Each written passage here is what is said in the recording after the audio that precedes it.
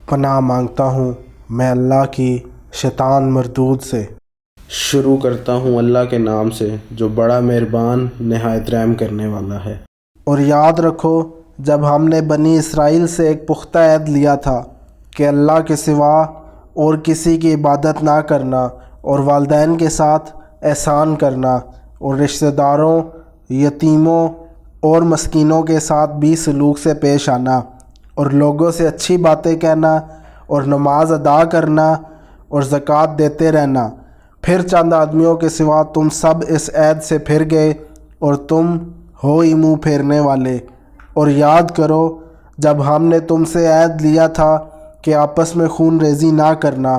اور نہ اپنے بھائی بندوں کو گھر سے نکالنا، پھر تم نے اس کا اقرار کیا تھا اور تم اس کی شہادت بھی دیتے ہو، اور پھر تم وہ لوگ ہو جو اپنوں کو قتل کرتے ہو اور ایک گروہ کو ان کے گھروں سے نکالتے ہو، اور گناہ اور سرکشی سے ان کے مخالفین کی مدد کرتے ہو، اور اگر وہ قید ہو کر تمہارے پاس آئیں تو پھر فدیہ دے کر ان کو چھڑا لیتے ہو، حالانکہ ان کو گھروں سے نکال دینا ہی سرے سے تم پر حرام تھا۔ کیا تم کتاب الہی کے بعض حصوں کو مانتے ہو اور بعض کا انکار کرتے ہو؟ پس تم میں سے جو شخص ایسا کرے اس کی سزا دنیا کی زندگی میں سوائے ذلت اور رسوائی کے اور کیا ہو سکتی ہے، اور قیامت کے دن ایسے لوگوں کو شدید ترین عذاب میں ڈالا جائے گا، اور اللہ تمہارے اعمال سے غافل نہیں۔ یہ وہ لوگ ہیں جنہوں نے آخرت کے بدلے دنیا کی چند روزہ زندگی کو خریدا، پس ان کے عذاب میں کمی نہ کی جائے گی اور نہ انہیں کوئی مدد مل سکے گی۔ اور ہم نے موسیٰ کو کتاب دی اور ان کے بعد کئی رسول پے در پے بھیجے، اور عیسیٰ ابن مریم کو کھلی نشانیاں دیں، اور روح القدس جبریل کے ذریعے اس کی مدد کی۔ کیا یہ تمہاری عادت ہو چکی ہے کہ جب کبھی تمہارے پاس کوئی رسول تمہاری مرضی کے خلاف کوئی حکم لے آیا تو تم نے سرکشی کی؟ پھر چند انبیاء کو تم نے جھٹلایا اور کچھ کو قتل کر دیا۔ اور یہود کہتے ہیں کہ ہمارے دلوں پر پردہ پڑا ہے، نہیں بلکہ اللہ نے ان کے کفر کی بدولت ان پر لعنت کر دی، یہ بہت کم ہی ایمان لائیں گے۔ اور جب ان کے پاس اللہ کی طرف سے وہ کتاب آئی جو ان کتابوں کی تصدیق کرتی ہے جو ان کے پاس موجود تھی، اور جس کی امید پر یہ لوگ اس کے نزول سے پہلے کافروں کے مقابلے میں فتح و نصرت طلب کیا کرتے تھے، پس جب ان کے پاس وہ ہدایت آ پہنچی جس کو وہ پہچان گئے تو اس کا انکار کر دیا،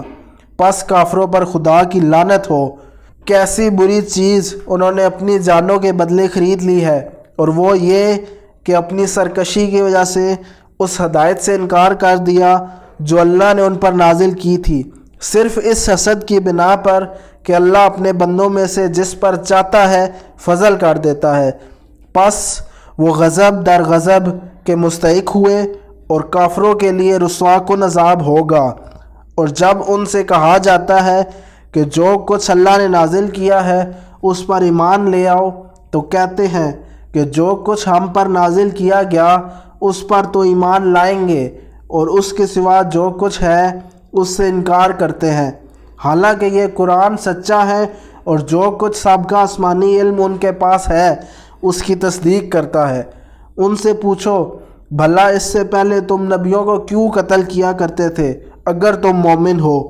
اور بے شک موسیٰ علیہ السلام تمہارے پاس کھلی نشانیاں لے کر آئے، پھر تم نے اس کے بعد بچھڑے کی عبادت شروع کر دی، اور تم ظلم کرنے والے ہو۔ اور یاد رہے جب ہم نے تم سے ایک پختہ عہد لیا تھا اور تم پر کوہ طور کو اٹھا کر معلق کر دیا تھا، اور حکم دیا تھا کہ جو حکم ہم نے تم کو دیا ہے اس پر سختی سے کاربند ہو جاؤ اور خوب سن لو۔ انہوں نے کہا ہم نے سن لیا لیکن مانتے نہیں، اور ان کے کفر کی وجہ سے بچھڑے کی محبت ان کے دلوں میں رچ بس گئی تھی۔ اے نبی صلی اللہ علیہ وآلہ وسلم کہہ دو